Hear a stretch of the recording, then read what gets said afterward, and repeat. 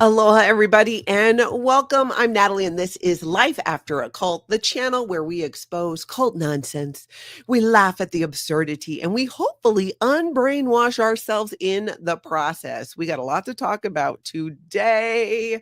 It's going to be so much fun. We've got all kinds of news to tackle. We've got an update on Leah Remini's court case. We've got an update from Kelli Copter on her copyright strike with Scott Hochstetter. We have got like endless. It's like you should see my notes. They're so long today. So welcome to Monday, everybody. Hello to everybody in the live chat. Thank you to the moderators for being here, helping out and spreading that aloha. Members, I see you. Oh my gosh, Natalie's Body Satan is even here. Good to see you. Hey, Anonymous Lens. Welcome to everybody in the live chat. And if you are on the replay, please jump into those comments and participate. Would love it if you gave the video a like too, everybody coming in, so we can get those notifications out. We do have a question of the day. So if you're here live, answer it in the chat. If you're on the replay, jump in those comments. Today's question of the day is, what's something totally normal that feels low-key culty? You know, I bet you guys can come up with a whole bunch of those. So good to see you all. Aloha, Dusty, everybody coming in. I appreciate it. All right, let's jump to this is a little short from Feral Cheryl on the Loose. Y'all know that Friday night in Clearwater, there is a bunch of people protesting and live streaming. It's been a lot of fun. They have pizza. They have amazing conversations with locals there and even people visiting on what Scientology is really about.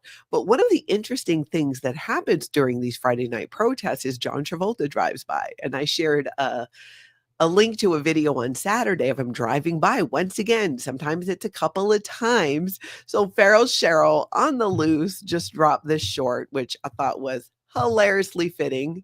This is John Travolta leaves Scientology for a slice of pizza.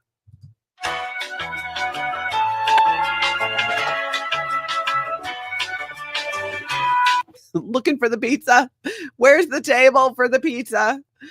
Tom Cruise is blocking it out. I can't find it. I thought that was hilarious. I honestly live for these John Travolta sightings just to see how many times will he drive by, what Mercedes will he be driving, and will he have his phone in his hand or not? Last week, I don't think that he did. Anna from Canada, I agree. Cheryl's shorts are the best. They are. They're really funny, and I love them. And thank you so much to everybody who sends me clips and links and articles. Natalie at lifeafteraCult.com is my email. If you're sending a video, please do include a timestamp and what I'm looking for there. I love it when you guys email me all the good stuff. It helps me put everything together here. Now let's go over to L. Ron Hubbard Way, where, as you know, they just had L. Ron Hubbard's birthday party. It was this past Saturday.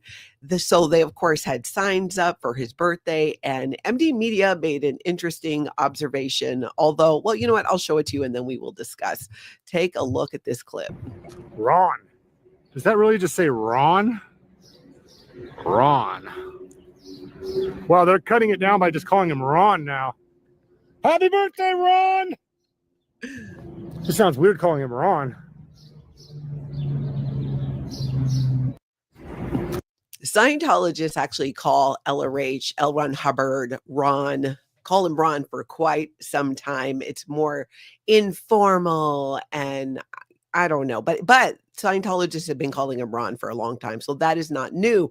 What was so funny to me is he's right. It is so weird if you've not, I grew up in Scientology, so it's all I've ever known. So a lot of things seem normal to me. And when I hear someone never in Scientology, but all in on ending this cult, seeing something the way they see it, I go, oh my gosh, that is so cringe. And he's right. It is weird to have a cult leader named Ron. Maybe that's why he went by L. Ron Hubbard. His first name's actually Lafayette, which is weird.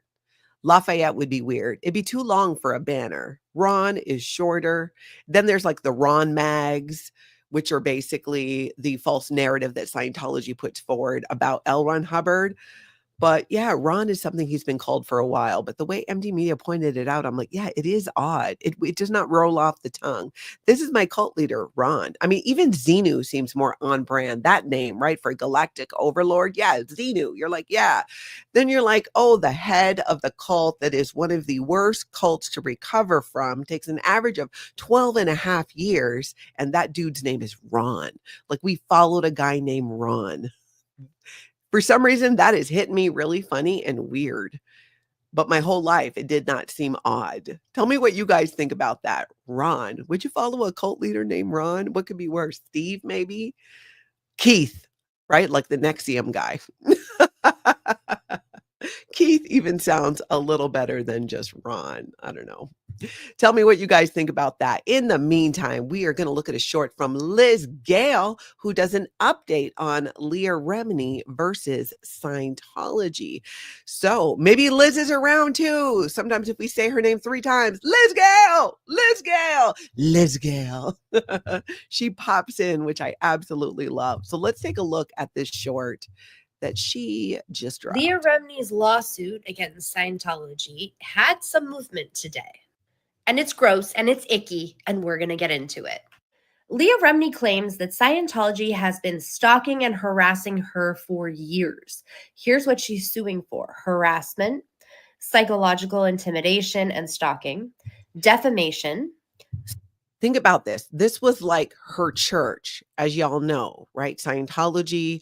Leah Remini was a member of this church. They're acknowledged as a church. They like to say it's a church, but here she is suing her former church for things, intimidation, stalking, and defamation, things that they are well known for attempting to do to other former Scientologists or people who are critical of Scientology. In fact, we're going to look at a story coming up on how Scientology in the UK is going hard at a couple of Scientology critics there. Surveillance, mob-style tactics, and targeting of business and friends. Because what do they do? What do they do? Send letters and things to your parents, your neighbors, and your friends sometimes, which I think is absolutely hilarious, because anybody who gets it these days, it's almost like Scientology doesn't realize, like, it's 2025. Like, people know there's the internet, there's multiple platforms. We're all talking about y'all. They know, and they get that, and they're like, oh, they're actually proud of their family members who are speaking out about Scientology. It's not having the effect you want. In fact, we should wake up the Office of Special Affairs, because I feel like I'm giving tips for them that they maybe should know. David Miscavige, wake up your people. It's Monday too, so we can be loud. All right. Office of Special Affairs. Watch this as we go along here with Liz Gale doing this update and pointing out many of the ways that if you want to kind of turn things around and not be constantly battling criticism that you're a cult and you hold people against their will, lock them in rooms, double wide trailers, all of the things, then you might not want to do these things anymore.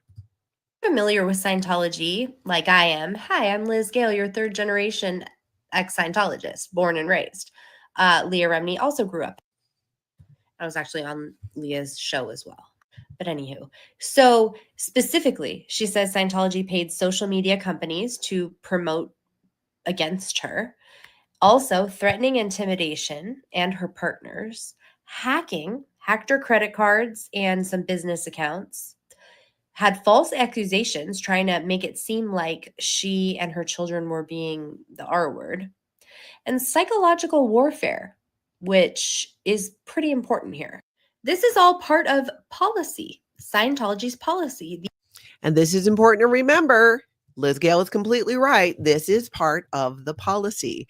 This isn't just a suggestion by L. Ron Hubbard. No, it's what dude said to do in his church, which we now know is a cult. Over and over and over again. Never defend, always attack. They cannot defend themselves against many of these accusations because they are true. They don't want to put former Scientologists, especially former Sea Org members, on the stand in any way, shape, or form because they know what they're going to say. And they know that it's true. So Liz Gale's spot on here. The fair game law, which basically is saying that retaliation for anybody who attacks Scientology is fair game. And that's basically what they claimed in court in their appeal today. Yeah, so they basically, with fair game, L. Ron Hubbard said, "Oh, it's okay. You can commit crimes against people. We have decided to fair game critics of Scientology, people who've been declared suppressive. You can take the gloves off. It doesn't matter. They're fair game. They're former Scientologists." And for some reason, by so many of us, myself, when I was in Scientology, I mean, I didn't fortunately have to fair game anybody. And it wasn't a part of my day-to-day life. I was little miss nobody in Scientology. In the Sea Org, I worked in the galley. Then for a while, I worked in like a middle management Dunder Mifflin level. And then I was a public Scientologist, so not a staff member for many years after that.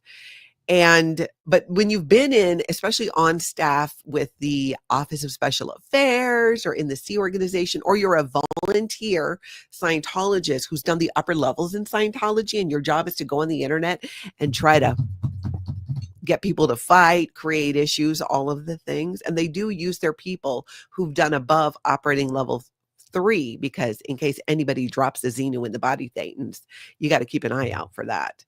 All right, let's finish this up. Is awful. I just looked over it briefly, and I'm not a lawyer, but what it seems like to me, they are saying Leah. All right, I'm going to link that down below so you can check it out. Do check it out. She makes some really great points there. Brings home the key pieces of it too. Like, what is this lawsuit really about? What are we talking about? And it is this repeated action of trying to fair game critics of Scientology. Again, they're pulling that in the UK, and we are going to talk about that in just a little bit. Let's see. Nancy, I'm going to move something just so you know I'm not missing it. I'm just going to move it.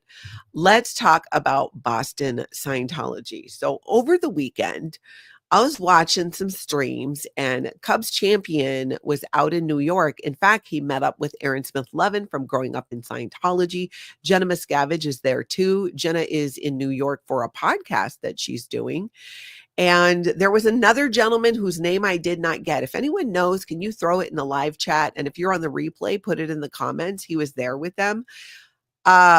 But here's the thing that I found super interesting. Cubs champion was sharing about the ideal organization plans for the Boston org. And a question that comes up sometimes on my channel is, well, what is an ideal organization? Like, what are the steps? Why are they doing this? So I wanted to share with you. This is from Scientology in Boston. They are trying to get money for their ideal organization. If you build it, they will come, is the belief of David Miscavige, yet they build it. Nobody is coming. So this is where you can make a donation. Now, if you become a building expansion member for this fundraiser, and you can be validated for your contribution with your name engraved on an appreciation plaque in the org, you get a certificate of recognition and a commendation with a copy sent to international management. So that basically means they're going to write on a piece of paper, commendation, Natalie Webster donated X to the Ideal Org Project. And they're sending it to international management. Now that's new to me. Back in my day, gather around for a little back in my day, my friends. Back in my day, when I was a hardcore Scientologist, I don't remember them offering to send any of my commendations to international management. So they're kind of doing that as like trying to basically like, hey, here's some more clout you can get if you donate here. I mean, it's no different in ways of like how people pay to speak at what you call Grant Cardone, the Get Your Money Right guy. 10X, right? Spoke at Donald Trump thing. He paid to be able to do that. So I find this very, very interesting that here's Scientology then trying to hold up, oh, if you pay this money, it'll go to international management. And David Miscavige will know that you're a good little cult member and you're doing what he says to do. They also share, let's see, it's a presentation they have on the website, and I'm going to link this down below. But you actually get to see some of their statistics. Like, this is interesting to me. The first thing they do is a quote from David Miscavige, not L. Ron Hubbard. David Miscavige. Any of you former Scientologists who've been around for a long time, will recognize this as squirrel, as it said in Scientology. This is totally squirrel and non-standard. You don't right off the bat quote David Miscavige, you would quote L. Ron Hubbard. Not anymore, people, not anymore. Move over, L. Ron Hubbard, because there is a new cult leader in town. Now, David Miscavige has run Scientology longer than L. Ron Hubbard did.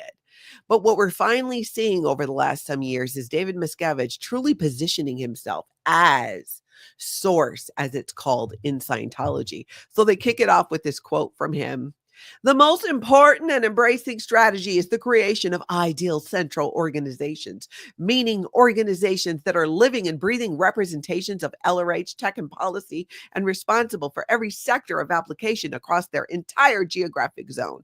Well, as far as them being a living and breathing representation of LRH tech, I think I would agree with that, because these ideal organizations, these buildings, look beautiful. They put on a real show, but let's be real, it's basically boobs on a trough. They're not doing anything. It's purely for looks. And even Scientology themselves seems to know this based on what they're saying here. Yes, because it's L. Ron Hubbard's technology, as they call it, whether it's administrative technology or technology to free your body things, doesn't really do a lot. So I found that interesting. They got to have the fancy map. So their network of ideal organizations, there's 59. I don't know if y'all knew, 59 and counting. 83 orgs left to make ideal. And of the 83, 41 ideal orgs buildings purchased. So think about the real estate portfolio of these people. This is insane. And they've got another, 40 some odd buildings to buy. And not only do they have to raise the money to buy the buildings from their people, but Scientologists have to pay for the renovations and everything as well, which I think is nutty. So this is not updated because they've got Chicago on it, which I'm like, this is like fairly updated for Boston, but on their slides, Austin or Chicago already went ideal. But they're showing you the ones next coming up. And I thought Kansas City did too already. So this list seems to be a little out of date.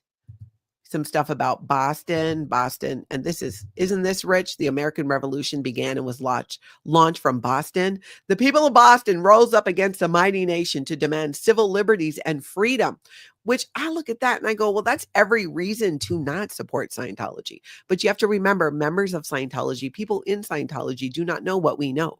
They are not allowed to read, to see, to watch, to listen to anything that pushes back on Scientology's own agenda and narrative about Scientology itself. So they don't know a lot of this. So you get pretty far in. You're on slide 15 before you hear the L. Ron Hubbard quote. Today's org has riches neither Old St. Hill or Boston ever had and would have drooled over.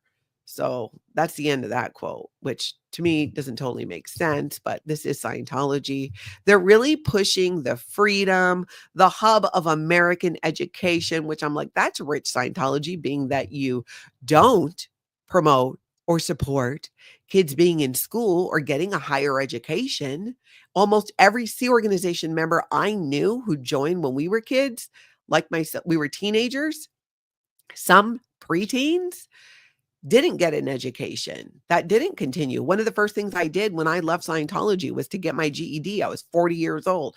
I even had to take a math class because I did fantastic on the pretest for every subject except math. That one's always a rough one because there's all the new math. And this was way back when. I mean, this was 15 years ago. So I think it's really rich Scientology that you're all like, yeah, higher education, where you're totally not for that. So it's basically just a lot of slides that don't make a lot of sense. It gives a map of the area, kind of some of the history and how Boston is the world's best known academic hub with many colleges and universities. So of course they want to put an ideal organization there, right? Because it's short driving distance from Harvard, MIT, Boston College, and Boston University. And something tells me that these students are they're just not going to pick up what Scientology is trying to put down. And I think large part, because, there's this little thing called the internet and people know, and they're finding out the truth. if they only did as little as get word clearing into the universities there. So that must be part of the org would be roaring. So they're going to try and get into the universities and teach them all how to be word clearers and all the stuff and all the things. Gives you the stats on the city.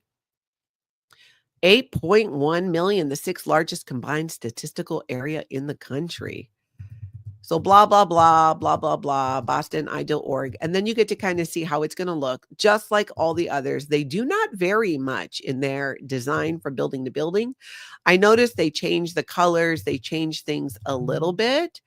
I'm not feeling this red, this technical bulletin red, as it's probably called in Scientology. What about you guys? What are we thinking about this red? Tell me in the live chat. Tell me in the replay if you're in the comments. I feel like it's a lot. And this is in the course room. Now look at this. You see these little bins here? That is clay, because you get to play with clay. The one good thing about going on course in Scientology is you get to make clay demos. I know some of you hate it.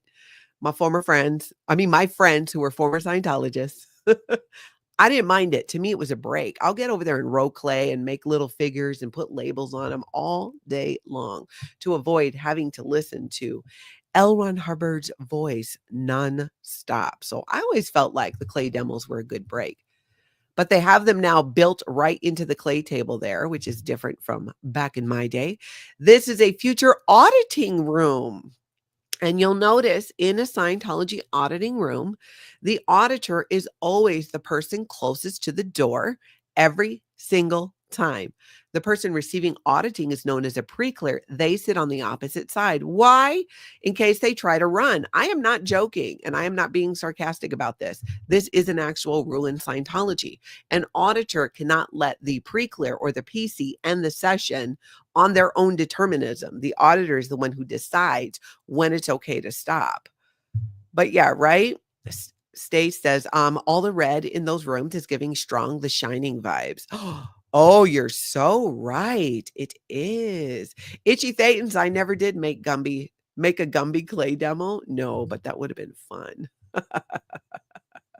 Sandy McKenna says, you guys are killing me today. This chat is a masterclass in spotting cult vibes. I love that. So I'll link this down below so you can check it out. Now, don't think like, oh, they have a gym for the staff. No, they don't. This is for the purification rundown. The people doing the sauna program, you have to run before you sit in a sauna for 5 hours, taking dangerous levels of niacin to sweat out alleged toxins and drugs. 48 people delivered to per day. So I think they're saying they can deliver the pure up to 48 people per day. Now, I will give them points for the cafe. That seems bigger than ones that I've seen before. They can seat 86 people. And this caught my attention too, the little playground in the back. I don't recall. See, has anybody else? Oh, did I not pull this up to the screen? Okay, I'll pull it back up. I don't recall. You guys remember seeing anything like this? I mean, it's an actual like little playground area with swings and stuff back there. I don't remember seeing this at other Scientology ideal organizations. So I thought, is this just for Boston or is this something they're adding in? I'm hoping they're not going to leave children unsupervised like that. Courtyard seating. This is L. Ron Hubbard's office, and even his little ship has red to match. You'll notice the velvet rope going across because no one is allowed in L. Ron Hubbard's office except the L. Ron Hubbard communicator. And that's how the building's going to look. So that is Boston. There's much more to it, but we got to move on. I will link it down below. You guys tell me what you think about that. All right, let's look at a clip from XenuTV. Mark Bunker uploaded this video of a guy who drives, I don't know if it's rideshare or taxi. It says taxi confessions, so I'm going to go with that. But what this guy learned from driving Scientologists around Clearwater, I thought was fantastic. And I love that Mark Bunker over at XenuTV uploaded these videos. Take a look at a clip. Going on in St. Hill, because I'm sure that the population of East Grinstead, although they are aware of. That's right. He's driving in East Grinstead. In my head, I thought he was in the U.S. That's right. East Grinstead cab driver. Scientology. They're not fully up to speed in what goes on at the same period. And I think this is this is a good way of getting through to the people on these screens. It's to say, look, you know, this is what's happening in our beautiful town. So what do you do to educate people? Well, you know, I have leaflets that I stick on various windows that belong to Scientology. There's shops and various organisations. They own some shops here called G Food, which are they give out these pills, sort of non-medical, if you like. And you know, if I get through to one person, something I've had a success, and I think I had one. That's but it's, you know, I feel so strongly about it that people should be aware of what's going on in these screens, and they are going. That's so true. And there is a lot going on right now, which we're going to get into that in a little bit. But yes, Taxi Cab Confessions is the name of the video. I think, you know what? I actually got one more clip from that. Let's take a look at that. To have a lack of emotion, compassion, empathy. There was just no personality there. There was. And this is interesting because he's describing the Scientologist who he drives around, which is probably a mix of potentially Sea Organization members, staff members, and public Scientologists. But this does seem to be a common trait. Nothing there. So I decided to go on the internet to find out more about Scientology and what it stands for and what it represents.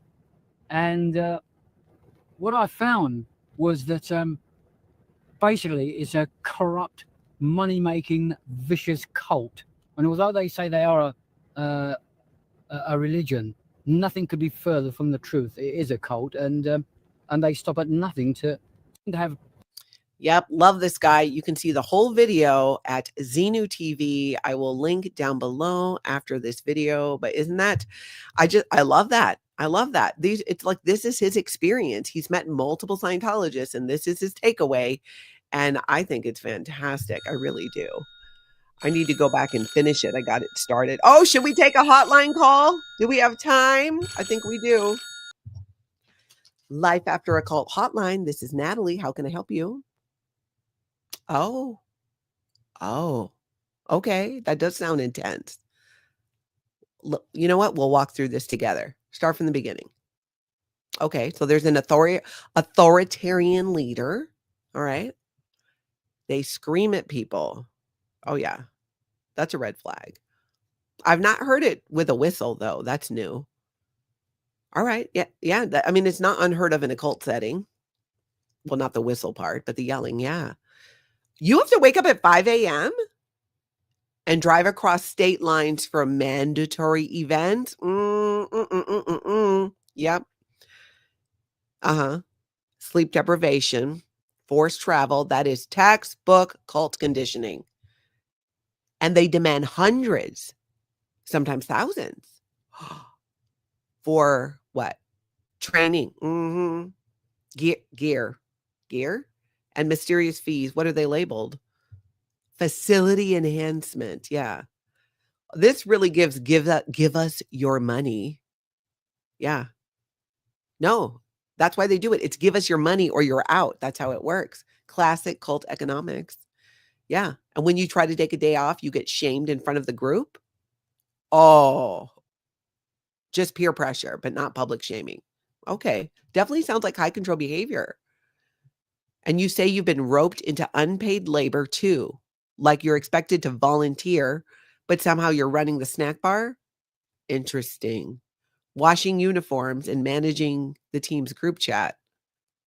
That's not volunteering. That is indentured servitude. Yeah. You have to sell raffle tickets to relatives or you get fined. Okay, that sounds like coercive fundraising. We see that a lot in cults and also at public school bake sales. All right, well, let me make sure I got this straight. There's a rigid hierarchy. There's financial exploitation, emotional manipulation, 5 a.m. bus rides, and mandatory matching uniforms. Check and check. Okay. And the leader refers to your child as a soldier and says say that again? Pain is weakness leaving the body. Oh my gosh. They actually said that out loud. They're the head coach. Wait, coach? So this isn't like a cult. Oh, okay. Well, yeah, you're not in a cult. You're just a sports parent. Yeah, all that mandatory driving, mandatory volunteering, or you get, yeah, no, been there. Yeah. Yep. Well, it's not a cult, but it's kind of like it because, yeah, more carpooling and less chanting, unless the chant is defense, defense. Yeah, look, I mean, I don't think this is a cult, but if you're giving 10% of your income to an organization that screams at your kid while you work at a hot dog stand to pay for a uniform they'll outgrow in 6 weeks, you might want to reevaluate. But you're not alone. Support groups are available, mostly on the sidelines. Yep.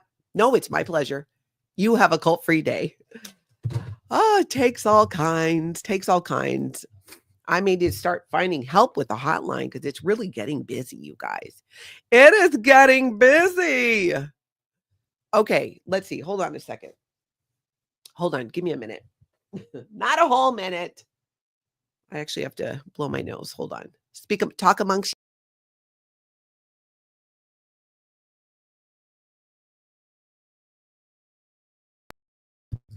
Okay.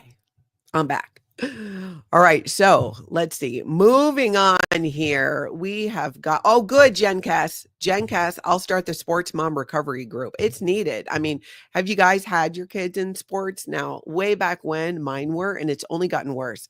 I raised my kids, and then my kids were pretty much into adulthood. And then I helped Tony with his boys. So did all the sports, and his boys were much more involved in sports, and it was a lot. And this is when I learned about that there is mandatory volunteering, and if you don't, you pay a fine, which I get. Maybe just parents don't automatically volunteer. Maybe that's only in my community. Parents are like, yeah, I'm out. But what's funny is way back when I was a kid growing up, I think I just showed up to play something, like signed myself up. I don't know how that would have been possible, but it was the 70s, early 80s. So it was just a bit different. I just find the whole thing interesting.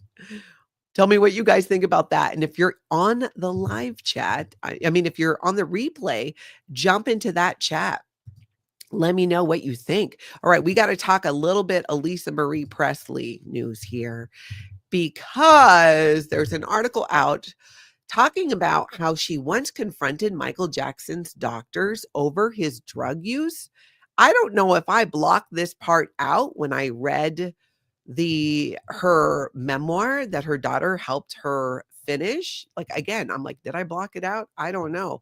But basically, I'll give you the highlights. So in 95, Lisa Marie Presley, picture this. She walks into Michael Jackson's hospital room, like a mom showing up to the principal's office with receipts. And she tells this doctor that doctors killed my father. I won't let them kill my husband. I mean, that's intense. And you could almost hear inner Elvis going, thank you very much. But no, seriously, back away from the anesthesia, because Michael Jackson was getting a very heavy drug. And this man wasn't just any doctor. He was giving Michael propofol for insomnia, which for those not in the medical world is an anesthetic for surgery, not melatonin, not chamomile tea, not even Ambien. No, Michael Jackson wanted milk of amnesia, which sounds like something you order in a cult-themed Starbucks. Yes, I'll have a venti milk of amnesia with an extra shot of denial. So the doctor admitted giving him 25 propofol shots when he was on tour in South Africa. And that did that seem like a crazy amount? That's a mass level sedation, because nothing says world tour like full on hospital sedation between dance numbers. I don't know how he did it. I just can't even imagine. This is not something that's supposed to be being used at home, as we all know. And so Lisa Marie Presley at that time tried to push back on that. And their relationship allegedly ended because of Michael Jackson's addiction. I think that even the article has a quote from the doctor who recalled like heated fights, a lot of pacing, some dramatic hang-up calls. And it really sounds like she fought hard to push back on that, on him being on that heavy medication, which we know is the one that actually ended his life. And apparently it started when he was having facial alignment surgery, which, a little adjustment here and there is he started using that, and then it like carried over into his life outside of surgery. That is dangerous. It's a dangerous sedative. But what's interesting about this is Lisa Marie did try to save him. She was not down with the nap juice. No, not at all, especially after what happened to her dad. And I thought when I was reading this, like how heartbreaking to be Lisa Marie Presley. You marry this man, Michael Jackson, and then you realize he has this addiction. And after having lost your dad that way, I can even imagine that level of stress and upset that's occurring there. But I did find it interesting because, again, if that was in her book, I might have just forgotten about it, but that she actually fought to try and get Michael Jackson off of those drugs. I thought that was really interesting. All right, now we're going to go to the UK. We need to talk about this. Put your comments in the chat on the replay. Jump in because we are going to get into this article that just came out. Let's see. Where is it? Where is it? There it is. This is Apostate Alex. He also did a video covering it. So you're going to want to check that out. And let's see here. Are we going to read a part of this? Wait till you hear what Scientology was trying to do to intimidate him. And it's so not working. Let's see. Okay. I might grab part of this. So, I mean, we could call this, into today's cult behaving badly UK edition. As you guys know, so Scientology's favorite hobby is harassing critics, and it's gone international. And spoiler alert, it is not subtle, as this article gets into. So this is Alex Barnes Ross, a former Scientologist, YouTuber, and current public enemy #1 on the Cult of Scientology's UK mood board. I'm sure they have him up there. He joined at 15. He signed the billion-year contract because teenage brains are great at long-term planning. We all know this. And eventually got kicked out for, you guessed it, not feeling spiritually improved enough. Because if Scientology makes you worse, clearly the problem is you.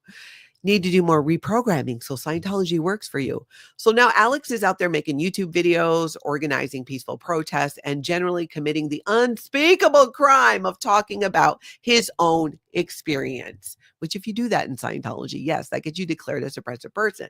So naturally, Scientology responded with, and as they do, right? Totally in a not culty way, which means, yes, they totally responded in a culty way to this. Did they have a conversation with him or say, hey, what happened? Let's talk about it. Here's what we've done to reform. No, they started mass reporting his videos, teaming him with bot-like accounts. They labeled him as a sexual predator. They were sending anonymous emails to his relatives suggesting he's mentally unstable. And of course, breaking his front door window, actually. I mean, that's like a scene from CSI, Suppressive Person Unit. It's a lot. It is a lot.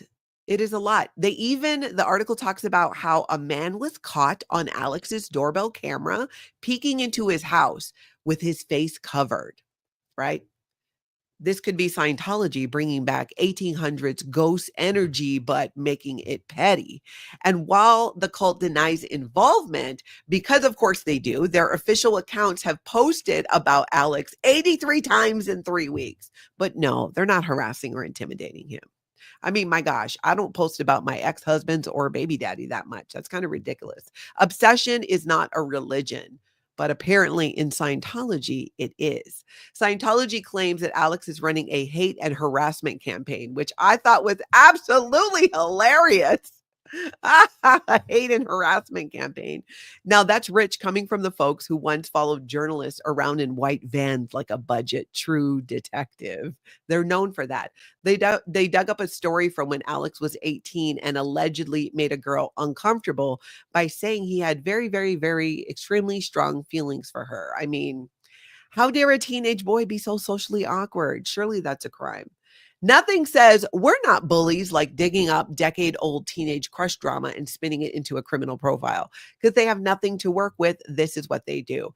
The article goes into speaking about another gentleman. I think his name was Austin Waite, who's a teacher. And this teacher had the audacity to protest Scientology in East Grinstead at St. Hill. So naturally, they tried to get him fired, because if there's one thing cults hate more than freedom of speech, it's British educators with receipts. They don't want that. They don't want any educators showing up, anybody that people might listen to, especially one they cannot discredit. Scientology sent a letter to his school claiming he was unsafe around children, because what screams safety concern more than a guy holding a protest sign saying stop the abuse? Again, it's like, what are you doing, Scientology? His school did the usual safeguarding check because they have actual policies, and surprise, he was cleared of all wrongdoing. So that Scientology tactic didn't work because he didn't do anything wrong. Just the usual culty strategy of, if you can't sue them, scare their boss. And it doesn't work today. Why? Because people know about fair gaming in Scientology, and no, Scientology is a cult. The whole thing here, the whole thing is textbook fair game. You can read the entire article and you will see this. This is how Scientology does fair game, which is L. Ron Hubbard's official doctrine for handling, and I put that in quotes, handling critics. And of course, when we say handling, we mean by digging up dirt, make some up if you need to, smear them so loudly they'll stop talking.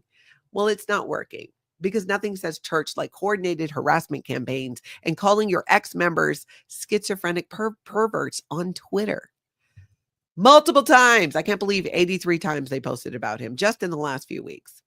And while Alex Barnes, Ross, and Austin, the teacher in the article, are just trying to speak up about abuse, they're facing down coordinated smear campaigns, anonymous messages to relatives, and doorbell creepers. But here's the thing. They're still talking.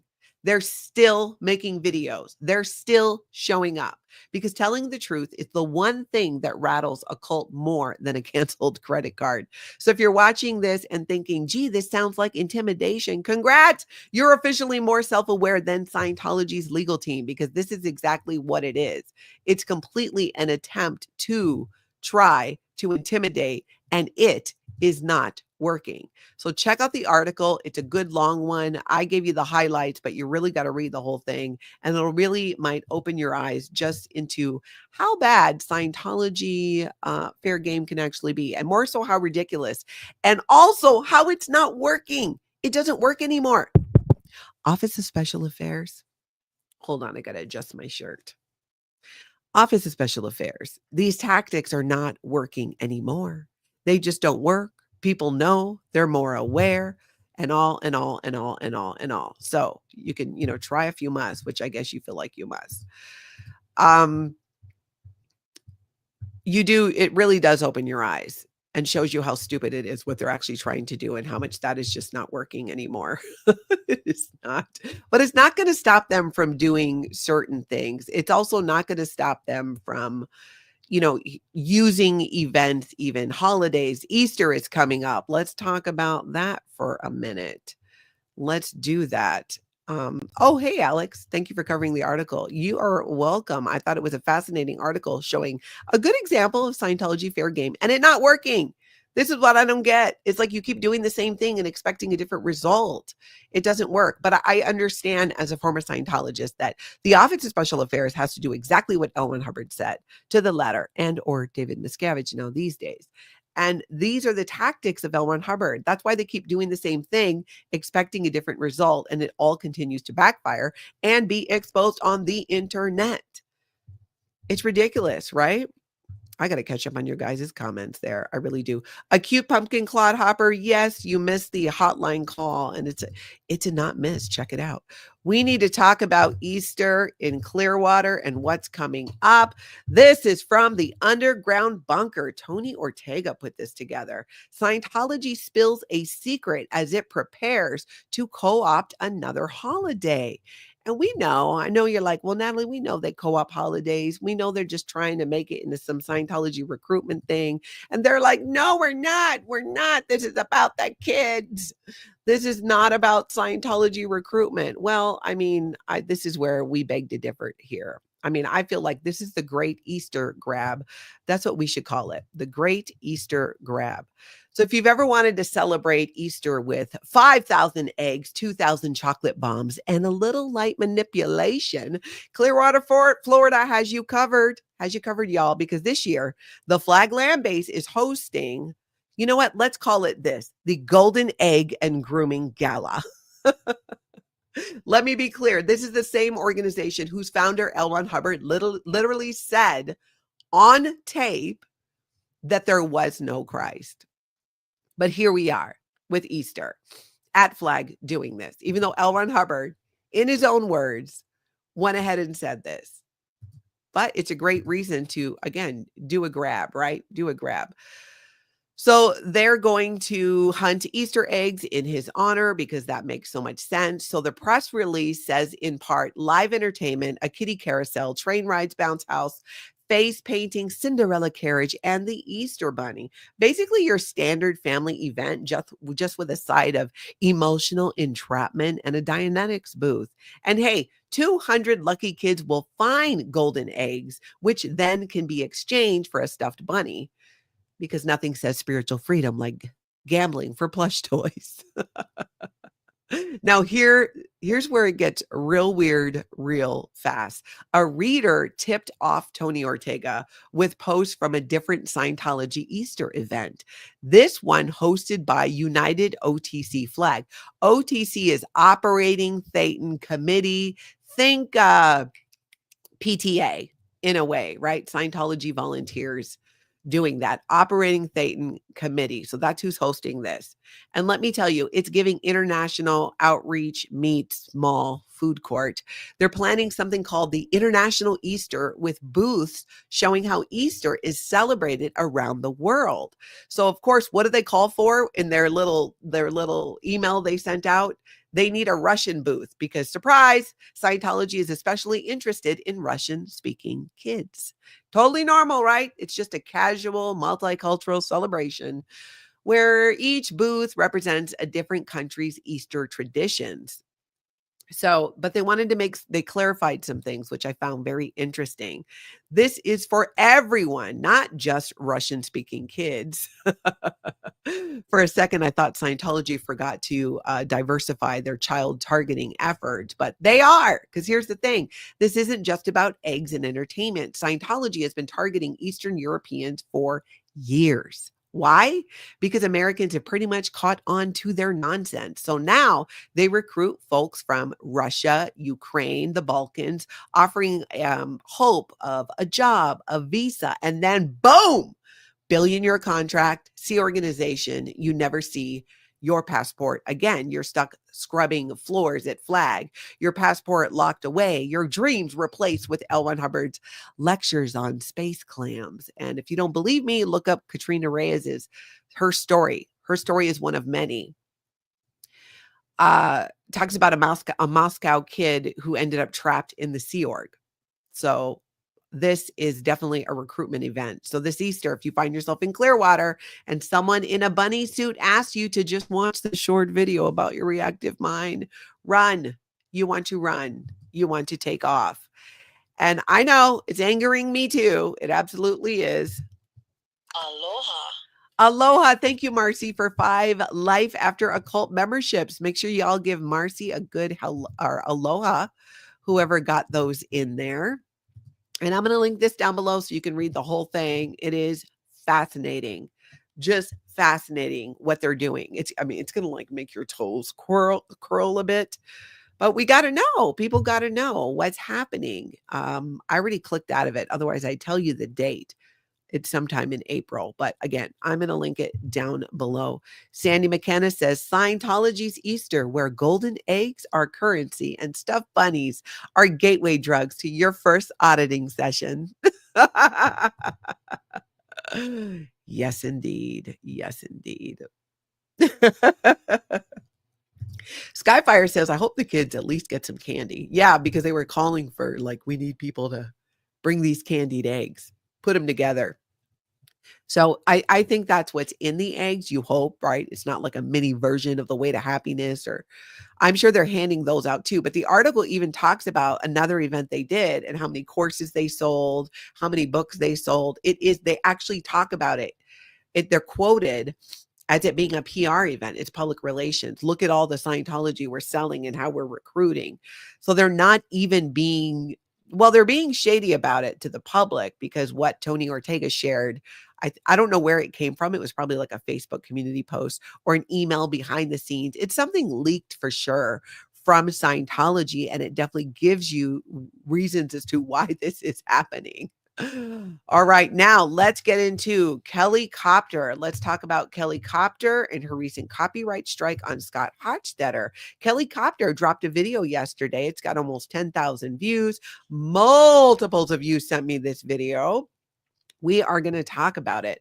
Let's look at a couple of clips first, and then we should. Let me get it here. Let's listen to the beginning here of what Kelli has to say. Happy Healing Train. Is Easter Bunny same as squirrel? No, Easter bunnies are okay in Scientology. It'd be funny if people showed up as squirrels, though. I feel like squirrels and Easter bunnies could go together.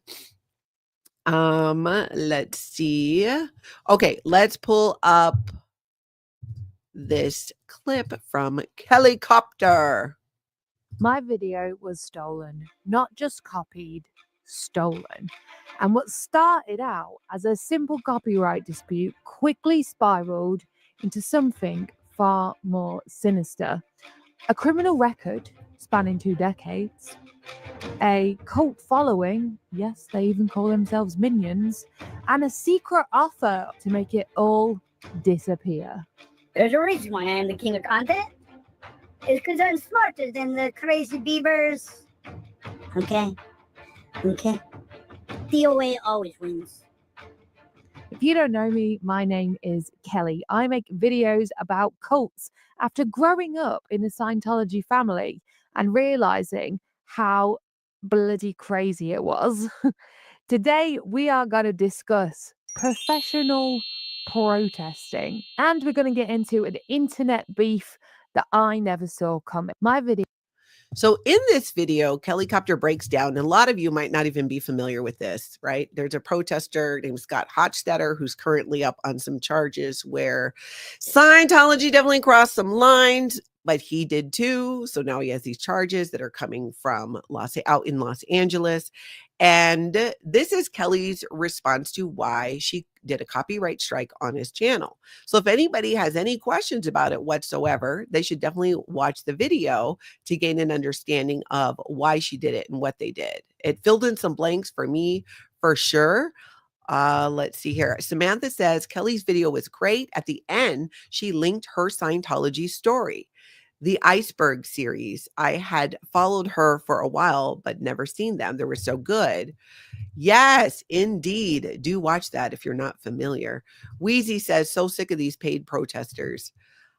She covers this topic of paid protesters and how there are companies that can hire paid protesters. Say that fast. Paid protesters. Paid protesters, that stuff. Anyways, you can hire them. Now, I don't, this is my take. I don't believe that Scott Hochstetter is a paid protester from some outside organization, but this issue does exist. I thought that was interesting. I didn't know anything about that because Scientology tries to claim that people protesting are all paid protesters. Well, what are you saying? If you're monetized on YouTube, well, that's being a content creator and that's a job and you do get paid for it. But lo and behold, she does share how there are companies where you can hire whole crowds and even key people to get your message out at a protest. I guess there really is a job for anybody. I did not know about that. I thought it was interesting. Happy Healing Train says, great video, Kelli. Julia O'Connell says, give a big thumbs up for Kelli. Thank you so much. Stasia says, I love Kelli's take on this.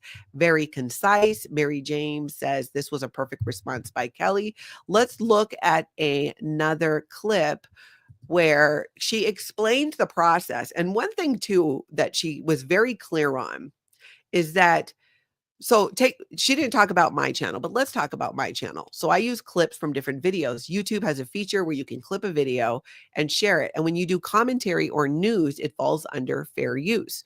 Well, as long as you're giving commentary and news about the video that you're sharing, then that is considered fair use. And here on Life After a Cult, it's nothing but commentary and news on cults, primarily Scientology. So when I share a clip, what I do is I clip it from the video and then I link it down below in the description of my video. My moderators put in the chat a link to the video, which links it right back to the original creator. And that is fair use. Now, what happened in this situation with Kelli Explains, and I didn't even know this, I found out from the video, her video was downloaded and uploaded on his channel as content. That is not fair use. It was not then edited or changed, made into transform. It has to be transformative. And that wasn't done. And it was YouTube who flagged the video as a copyright violation. So Kelli gets into all that and explains why now instead of when it first happened. When it first happened, there was a lot of beef going on, still is, but she was kind of like, oh my gosh, I don't know that I want to do this now and get into that. But Kelli does a good job of explaining this in her own words. So let's listen to that. Northern Girl says Kelli's video tech is on point. But I did want to make that clear with fair use. You got to give credit. And there's a difference between clipping, which you can do on YouTube, especially on commentary and news channels, and uploading content as your own content. That's a complete copyright violation and very different from what I do. I'm not downloading anyone's content and uploading it onto my channel. Quite the opposite. Andrew B says, Kelli did amazing. Deanna Ross says, love Kelli Copter. Wow. Itchy Thayton says, I watched this twice this morning. It's also a good video if you are going to be doing commentary or news or sharing clips from other channels on kind of like what you need to do so that it's fair use. And often, especially on my channel, the whole idea is it brings more eyes to your content, which hopefully results in more subscribers and you getting more support on your channel, which is why so many people send me links to their content to share. And many of you who don't have channels where you're streaming still send links or clips of videos, but they're not downloaded and then uploaded. They're shared through clips. Julie O'Connell, Kelli is amazing. Okay, let's look at this next clip. Here we go. Now, Scott did reach out to me on March 17th in an email that does appear to be from his email address, and he offered me $1,000 to remove my copyright strike because he is, quote, desperate. He said, I'm desperate, Kelli. I have no beef with you. I'm willing to pay you $1,000 for you to remove the copyright strike. My beef is with Aaron. If he struck you, ask him if that's where your beef is at. He says, I'm sorry if I hurt you in any way, that you feel like I attacked you. I'm sorry. Well, thanks for your apology, mate. I won't tell anyone. No one will know you removed the strike. This is my livelihood. I've done thousands upon thousands of videos, and my travels are funded by my channel. I'm going to pay for a retainer tonight for a copyright lawyer. Now, Scott did reach out to me on March 17th in an email that does appear to be from his email address, and he offered me $1,000 to remove my copyright strike because she didn't take it. She explains that in the video. And she does a good job of explaining that. I'm going through your comments here. And please do, still keep it aloha. We can have disagreements, we can have opinions, but name calling is where we kind of draw the line here, because you can have an opinion, but it doesn't mean you got to call somebody a name, right? I think there's other ways of just saying, yeah, I disagree with this behavior, or I'd like to see more of this.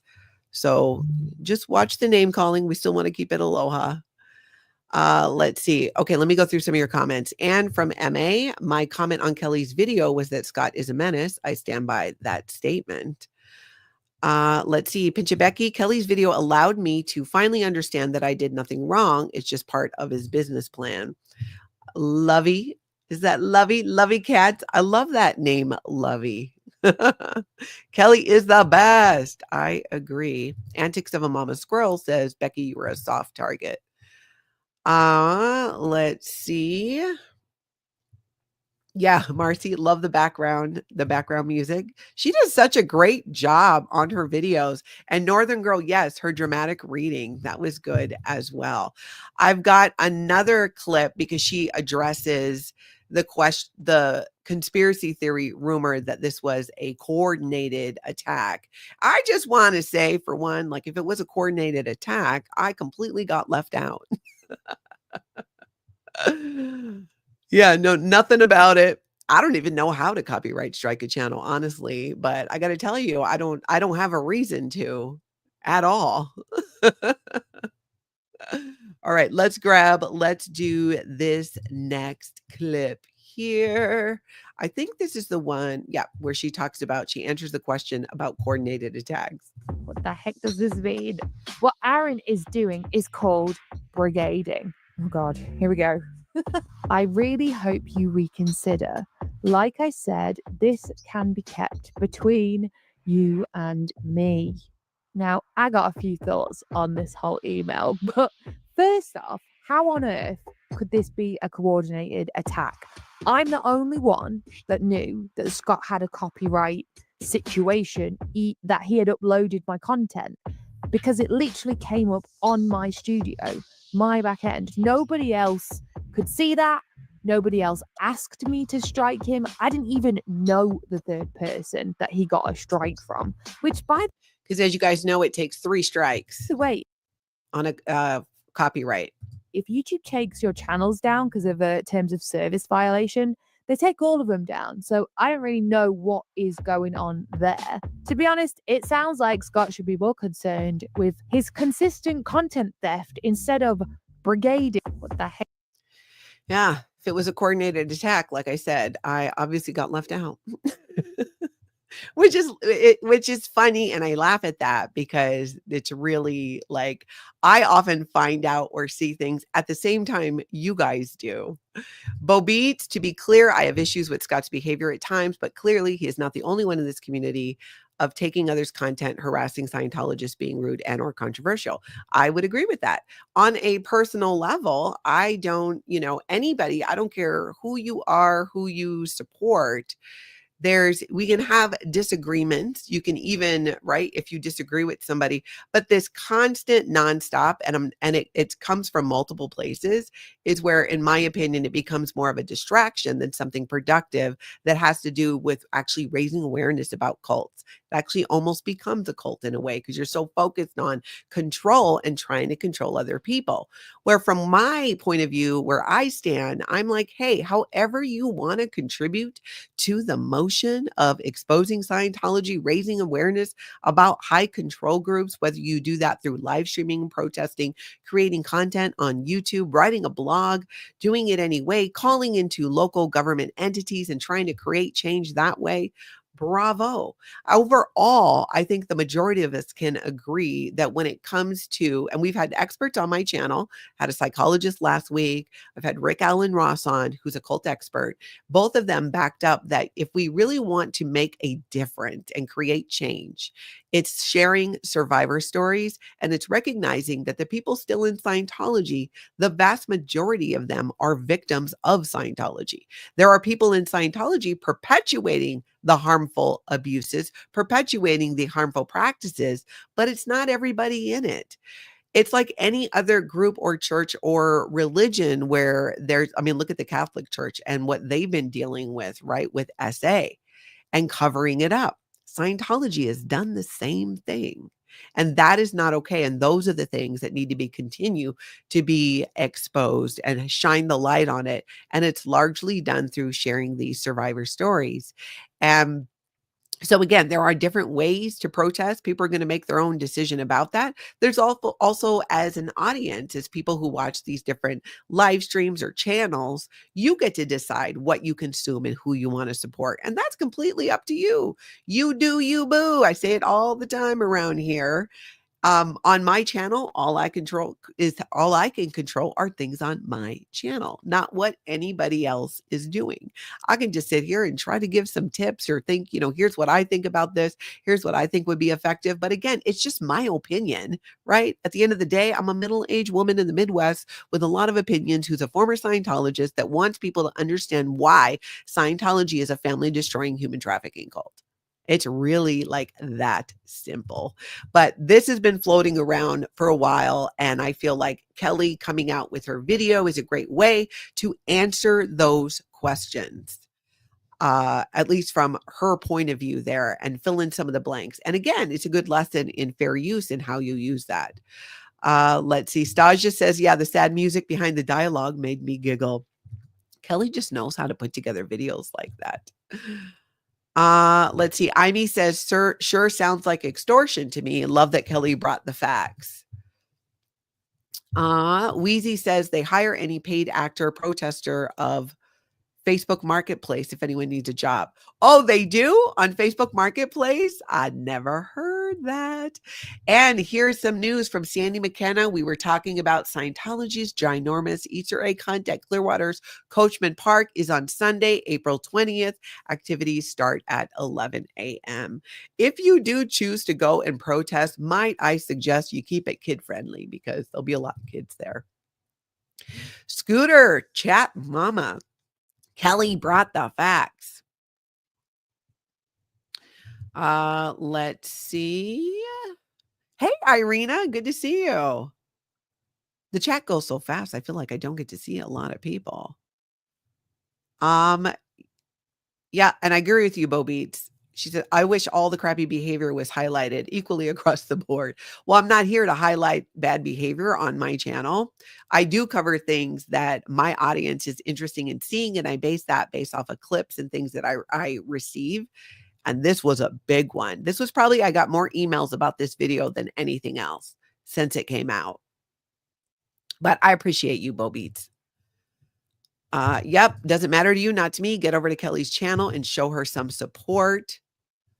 Let's talk about some question of the day too. I want to go through some of that here. Let's see. Buckled Up Buttercup says, when you have a strike, you can either remove the content or challenge the strike. The strike is removed. If you win your appeal, Scott took down his whole channel. Yeah, I have no idea what he did on his end. I just saw her video and was like, okay, this is her response there. All right, let's talk about some question of the day responses. And just as a reminder, the question of the day, and if you have not responded to it yet, jump in the chat. If you're on the replay, jump in the comments, because the question of the day is, what's something totally normal that feels low-key culty? And a couple of these, Northern Girl says, well, this doesn't apply to me. My sister-in-law and daughter are big into plants, indoor, outdoor, normal, but kind of culty. Cheryl says, status clubs on cruise ships, they are snobby and look down on others. But do they have a charismatic leader? Maybe they have one on each cruise ship. Scooter Chat Mama says, fitness clubs. Oh yeah, fitness clubs. Smells a little culty. Sandy McKenna says, Trader Joe's employees hyping up frozen cauliflower and gnocchi like it's sacred scripture. Scooter Chat Mama says, diet groups. I guess it could be, just depends. Rachel says, a timeshare presentation. Oh, I feel that. I totally feel that one. Lacey Silver says, going to school. And you know what? I don't disagree. I don't even disagree with that. Jennifer Arnold says some work meetings, right? I agree. Especially work meetings that could have been an email. I swear, that's one of my pet peeves. Meetings that could have been an email or just a quick phone call. Do we all really have to get together for this? Even worse if it's in person. That's my 2 cents. Okay, so something a little culty, but not a cult, whether you drink Pepsi or Coke.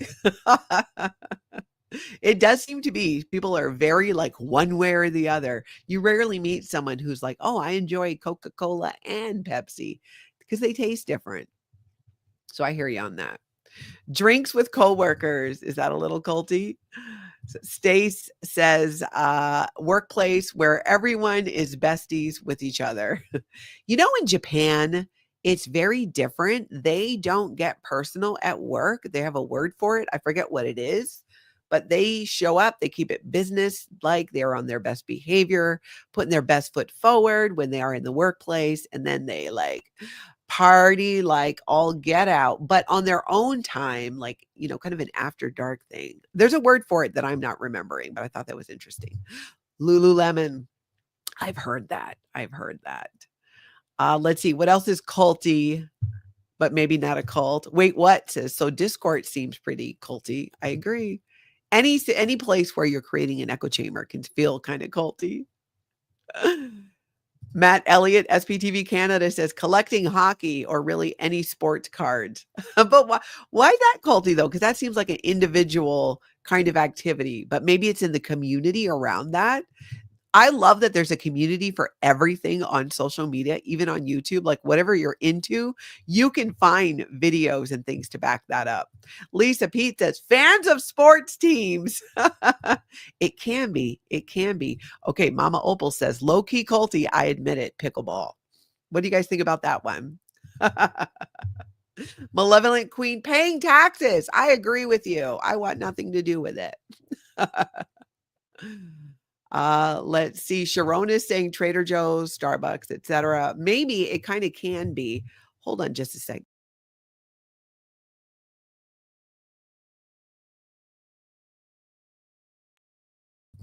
It's getting warmer around here and my allergies are like really starting to pick up again. Let's see. Jennifer Arnold says she definitely needs an emotional support Canadian. Bo Beats. Thank you for that super sticker. I appreciate that. Becky says Kelly's video allowed me to finally understand. Oh, okay, we did that one. And from MA says politics, sports fans, royal followers, music fans, basically overzealous fans of anything. And maybe that's kind of it, right? Where you cross the line into it being kind of an extremist thing when it consumes my line, because I'm one who can easily become hyperfixated on something that I'm interested in. Is it interfering with the rest of my life? And that's kind of like how I look at almost everything. If I get deeply into it or I enjoy doing it, because again, I can really hyperfixate. Is it bringing joy? Is it interfering with me getting my responsibilities done? And then I start backing off from it. Otherwise, I would spend all my time watching Instagram reels of people packing their bags. And I know that's a weird one. I'm going to come up with a question of the day, like what's your weirdest rabbit hole? We should do that for tomorrow. And lately I've been on that kick, and probably I have a trip coming up in a couple of months, but I am obsessed with finding the perfect suitcase, packing, not overpacking, but not underpacking. When I say I'm obsessed with it, I totally am. Before bed, that's like I try to reward myself with my scrolling time, get these things done, and Natalie, you will give yourself 30 minutes of nonstop packing videos. That's what I do. Want to remind you too that today at 2:00, I'm doing an interview with Jess LaBarber. LaBarber? No, LaBarber, I think. But Jess, you guys might recognize her name. She's in the chat a lot. She's a former Sea Organization member. And we're going to talk about her time in the Sea Org, leaving and then finding religion after. Because that's a question I get a lot. Like, did you find religion after? How are you around different religion groups? Does your time in Scientology affect that? And there are people who go completely away from religion, who've left Scientology, but some who also find they having a relationship with God. My mom was one of those. She got baptized before she died when she was leaving Scientology into a Christian church. So I thought this would be a great and interesting conversation with somebody who is at the top in the Sea Organization at the confidential base with David Miscavige. Just was made to salute his dog, and then kind of share that transition and what life after a cult looks like for her today. So that's going to be at 2 p.m. Central Time. If you can't catch it live, I hope that you catch it on the replay. Let me just see. Am I missing anything? Loopy says, love how Aaron is supposedly the puppet master behind the scenes, yet here you are giving apostate Alex a fair hearing on your channel. It's almost like you're your own boss. Exactly. Thank you for paying attention and understanding the assignment. Does it matter to you? Not to me. I wish Kelly included the clip of Scott saying he doesn't break the law. Yeah, I don't know. I don't know. KP, what is cult like, but not totally a cult? Filing tax returns. I wish we could get that declared as a cult. I don't know what the solution would be, though. Of course, we all hate to pay, but then, how do other things get covered? I don't know what the answer is. I really don't. Oh, Lacey, interesting. In Japan, you also do not go home until the boss goes home. Oh, I didn't know that. That is interesting.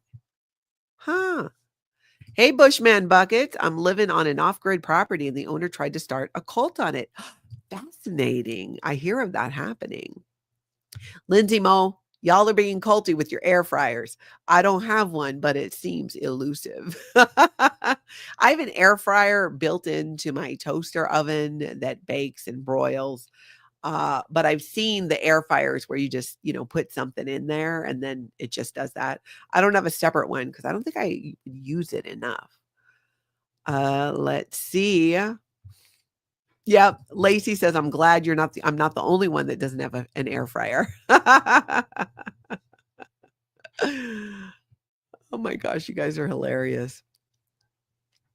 Animal Audit Corner, going to work and slaving away for very little money, but at least you get more than Scientology. I agree. Seems a little culty, but you're still getting more than Scientology.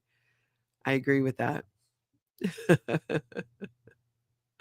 Bex thinks royal followers, the royalists versus the Sussexes. Is that what they're calling it now? Harry and Meghan is definitely a cult. Interesting. I need to learn more about that. Irina says, I hate miniature wargaming. I stick to board games. Could it be culty, though? You guys just have the best comments.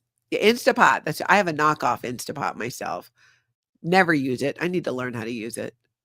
Thank you, Constance. I'm so glad you enjoy my interviews. I did a bunch last week. You can find them under live. You can also find some under video when you're on my channel. Check out both because I'm dropping them everywhere. Senna says, I knew a really good person who ran a Weight Watchers group who Weight Watchers kicked out because she didn't push their products and made her own content. Oh, that's interesting. I can see how they wouldn't want, right? Somebody taking their business. Interesting. All right, I'm going to catch up on all your comments and I'm going to catch up on all your answers to the question of the day. If you're on the replay, go ahead and please do answer it in those comments. What's something totally normal that feels low-key culty? Tell me in the comments, hit that like, hit subscribe as well, and set your notification bell to all if you like notifications when I go live. In the meantime, I hope you all have an amazing cult-free day.